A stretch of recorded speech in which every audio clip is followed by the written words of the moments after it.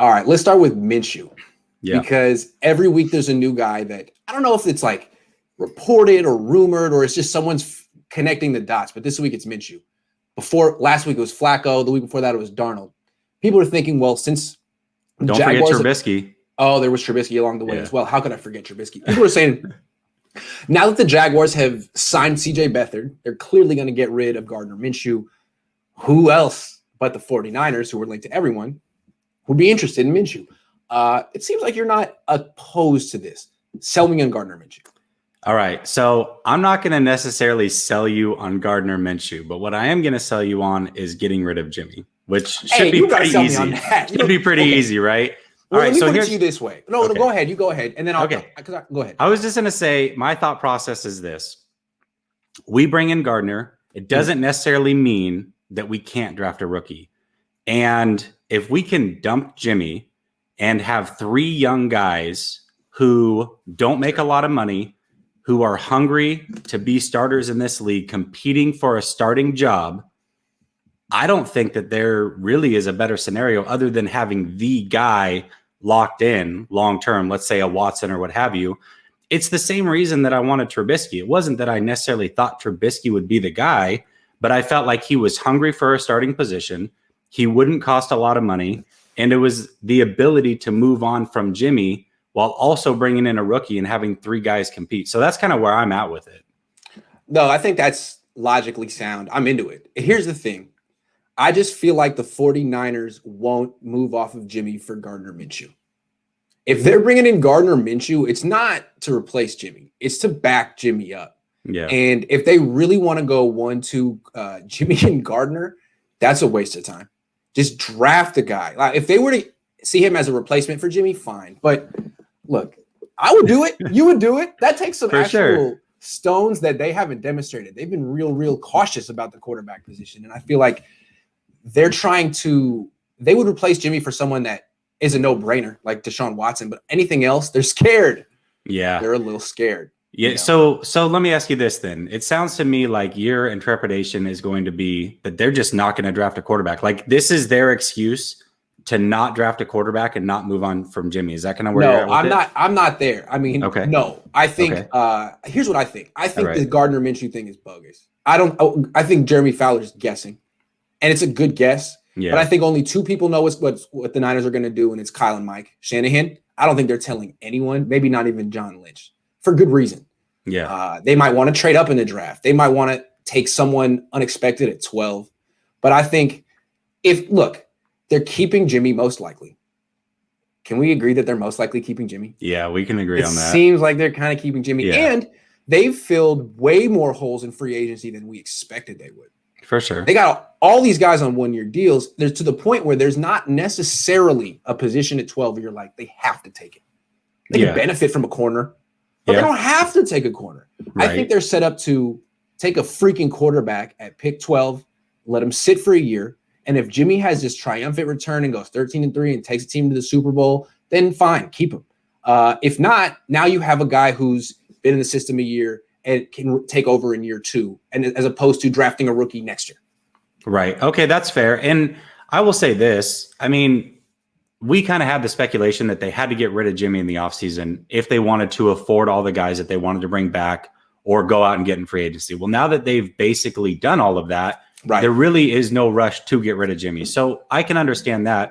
One thing that I can't stop thinking about, though, is for some reason those damn rumors Jimmy to New England are not ending. Like they keep going on. So what is there something to that? Is it legitimately nothing? I don't know, but it definitely has to be something that's in the back of everybody's mind. But again, I feel like New England Belichick is a lot like Kyle and Mike. Like who really knows what Bill Belichick's going to do? You think Bill Belichick's whispering that thing to like 17 people and then no. Yeah, I think there's very connected people that know the team and are making educated guesses, but ultimately no one knows what New England or the Niners are going to do. Yeah. So I don't put too much stock in those reports. I don't think John Lynch knows what the Niners are going to do. That's what they said in New England, and I agree with that. Yeah. I mean, he's just going out, and maybe Kyle feels like, hey, let him go out and talk. That'll just be like smokescreen city. You know, he can't even give it away if he wanted to.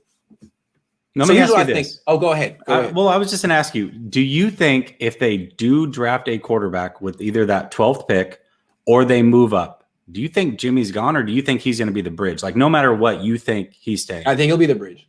Okay. I think he'll be the bridge. And they'll say, look, Jimmy, it's either you or him. It's your team this year. If you stay healthy and you play well, we won't get rid of you. If you don't play well, we got your replacement right here. Sorry, dude. And don't complain about us not getting you anything in round 1 because we got you Trent Williams, Alex Mack, freaking everything in free agency. You're good. Everyone he's going to fold in that scenario, right, Grant? He'll fold mentally. Like, there's no way that he's going to hold up to that mentally. We know what type of quarterback he is. And that's why it's even more imperative that they draft a quarterback in round 1 or round 2 and not wait until the 103rd pick to take CJ Beathard 2.0. Now, I don't know. Here's the thing. Who's it going to be? I don't think Kyle would take Lance or Fields. When I see people, now you could say Lance maybe because, well, in my scenario, he's going to sit for a year behind Jimmy anyway. I just don't think Kyle wants to develop quarterbacks. You know what I mean? Guys who need to work on their mechanics or their processing. I don't think that's the kind of development he wants to do. He wants to teach his system. Yeah, I don't disagree with you. I have no idea what the heck Kyle wants to do. I feel like I change my thought on this almost every week, but I know what I would do. I'm definitely not taking Mac Jones at 12 or trading up to get Mac Jones. I think he would take Mac Jones at 12. I think he would take Mac Jones at 12. Would he trade up for Mac Jones? I don't think you can do that. No I don't think they can do that. No way. Please don't. No, but I think if Jones is there at 12, I think they'll take him. I think they'll take him. Now, if Jones is not there at 12 and it's Fields or Lance, I don't think they'd take Fields or Lance. I think that's where Chris Sims ranking Mond ahead of those two. I think that's a peek into Kyle Shanahan's psyche and his draft board. I think he would as well. Now, would he take Mond at 12? Maybe not. Maybe you see the trade down there, or maybe I've been reading a lot from McShay and Kuiper, and they all kind of expect Mond and Trask to be taken in that mid-second round area. So maybe if they don't get Mac Jones, they feel that they can get one of those two at 43, in which case, great. But if they don't do one of those things, like they don't get one of those 3 quarterbacks, I'm questioning it. They're not going to get Zach Wilson. And I don't think that he's that great anyway. Well, I'll say this.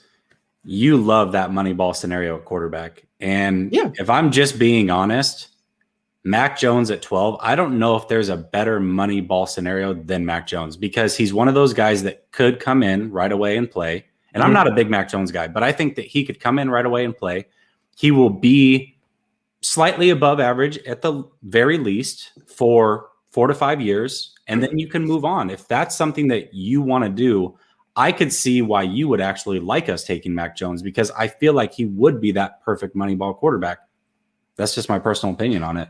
I prefer Trask and Mond to Mac Jones. I do. Okay. But do you prefer them because they're round 2, or do you prefer them because straight up prefer them? Okay. All right. Straight up prefer them. But I'm with you, by the way. Yeah. No, I understand that Mac Jones is ahead of those two on most people's big boards. And if the Niners were to take Mac Jones at 12, I wouldn't be thrilled about it. But at the same time, I'd say good pick. You know what? Yeah. Good pick. But it's better than freaking taking anything else other than a quarterback. You got to do it and just get it right. So I don't know. I know it's tough to draft a quarterback in round 1. Just get it right. Yeah. Because you passed on the dude in 2017 and you used the same lot. Don't do it again. You got to at least give yourself a chance. How many round 3 quarterbacks really turn into franchise quarterbacks? You're right. It's like Joe Montana, Russell Wilson, and that's it. Yeah, you're right. You're right. Let me ask you this. Do you think the Niners are in a position to take best player available? Because this is kind of what's going around 49ers fandom right now is, hey, we've gotten everybody we want. We can just go best available, even if it's Kyle Pitts. Do you really think the 49ers are in a position to take best available? No, because they have a big issue at quarterback. Okay. I mean, everyone's saying that the Niners are have a great offseason. They just got everyone they needed, but no one really takes the Niners seriously as a playoff contender. Why? Because their quarterback position. Right. And people are saying, oh, they need a better backup quarterback. Well, that means they're not Super Bowl contenders right there. Yeah, no Super Bowl contenders having the backup quarterback position. Right there. Nobody. That just disqualifies them. So, I mean, again, they're not committed to Jimmy Garoppolo long-term. They've decided he's the best option for them this year. Yeah. And maybe they're right. You know what I mean? They made the point that they didn't need his cap space, and they do have a winning record with him, and yada, yada, yada, yada, yada. Fine. Doesn't mean he's the best option for them next year. Yeah, no, definitely not. And he could get hurt again. He could have another down year. What is the exit strategy next year if he doesn't have a rebound season? Draft a guy then? Nah, you don't want to wait. Draft him now. And if you're drafting him at the end of round 3, chances are it's going to be some guy who doesn't matter. You're going to have to draft a quarterback in round 1 next year. And I don't even know what that draft class is like. No idea. I haven't looked into it. I mean, there's a couple guys that I know that didn't come out this year that I like. Brock Purdy, let's say. But I don't know if he's going to be a number 1 pick. And I don't know where we're going to be picking to even get a guy. So who knows? I agree with you. We got to get our guy this year. Yeah, I want to give them the benefit of the doubt that they are going to do it. I mean, I'm trying to step away and just because I'm real, I really analyze closely the Niners. I'm trying to step away as someone who was just looking at them once. Yeah. Once this offseason is like, well, I mean, they've pretty much addressed every single freaking thing except quarterback. Yeah. If they do get Gardner Minshew, then you say, well, they probably won't take a quarterback in round 1. But until they do something like that, it seems like it's almost obvious that they're waiting to take a quarterback in round 1. The question is who. Right. And I don't know if Mac Jones will be there at 12. I just don't think they'll do Fields. I just don't think that's a Kyle Shanahan kind of quarterback. Fields or Lance. I'm with you. It's funny, it's kind of funny watching you over the last 24 hours because I feel like you literally are taking a step away and just trying to analyze it as if you're not somebody who covers the 49ers and knows the ins and outs of the way that Shanahan operates.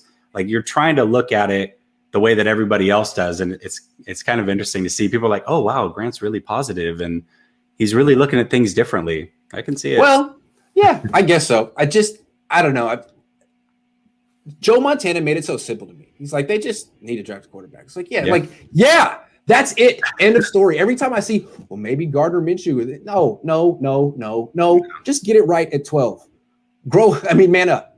Get it right. I don't know what to tell you. Mac Jones, I think that's a good one. If you could get Kyle Trask at 43, that would be better.